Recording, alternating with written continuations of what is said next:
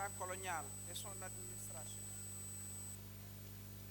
Les populations regardent l'État et l'administration comme des phénomènes extérieurs. Ils parlent de bourg. Le trésor public, c'est caisse ou bourg. Donc celui qui peut ne pas payer l'impôt ne paye pas l'impôt. Celui qui sollicite un service de l'administration prépare un peu d'argent parce qu'il faut payer l'agent public parce que l'administration n'est pas la sienne.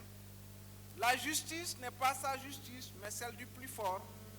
Mbedd mi mbeddu buur la, donc on peut ne pas s'investir pour que ça soit propre. Aussi longtemps, monsieur le ministre, messieurs les ministres, que cette espèce de barrière idéologique et culturelle ne sera pas brisée, même multiplié par 10, le budget n'atteindra pas les objectifs de développement assignés. Comment développer un pays sans que le peuple tout entier ne s'implique et fasse du développement sa propre affaire? C'est cette question que nous devons d'abord résoudre. Monsieur le ministre, les inégalités se creusent et l'extrême pauvreté est omniprésente. La corruption n'est pas combattue du fait de l'impunité, comme en attestent les rapports de l'OFNAC qui dorment dans les tiroirs du procureur de la République. Enfin, le trafic international de drogue et la pandémie de la fausse monnaie participent au décor de la mauvaise gouvernance. Ces 4 montagnes qui nous étouffent, à ces 4 montagnes s'ajoutent des incohérences dans les choix politiques. Comment un pays qui a dû faire n'arrive pas à mécaniser son agriculture? Comment un pays qui a des réserves d'eau pratiquement inépuisables ne cultive-t-il que 3 mois sur 12? Comment un pays qui produit 250 000 tonnes d'engrais ne peut pas avoir une agriculture rentable?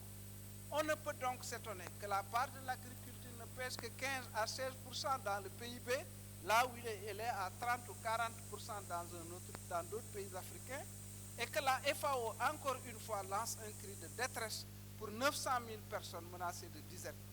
Mais, Monsieur le Président, la guerre aussi est à nos portes. Une guerre asymétrique dont aucun pays au monde n'est à l'abri.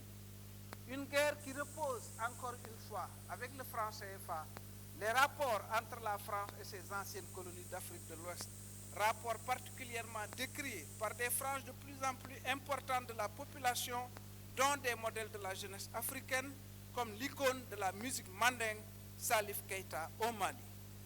Monsieur le Président, pour ces raisons extérieures et intérieures, notre pays doit s'ajuster politiquement.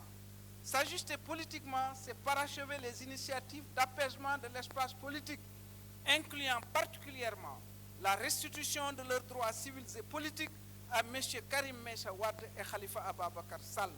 S'ajuster politiquement, c'est aussi conclure le dialogue politique actuellement en cours par des accords majeurs sur notre système électoral. L'opposition continuera de s'opposer, certes, et le gouvernement gouvernera, mais dans un nouveau contexte. Et cette responsabilité incombe, j'allais dire exclusivement, à M. le Président de la République. Pour finir, Monsieur le Président, je m'accorde avec le nouveau concept de budget-programme et des responsabilités accrues qu'il confère au contrôle des politiques publiques par le Parlement. J'espère que les députés seront à la hauteur. Je vous remercie.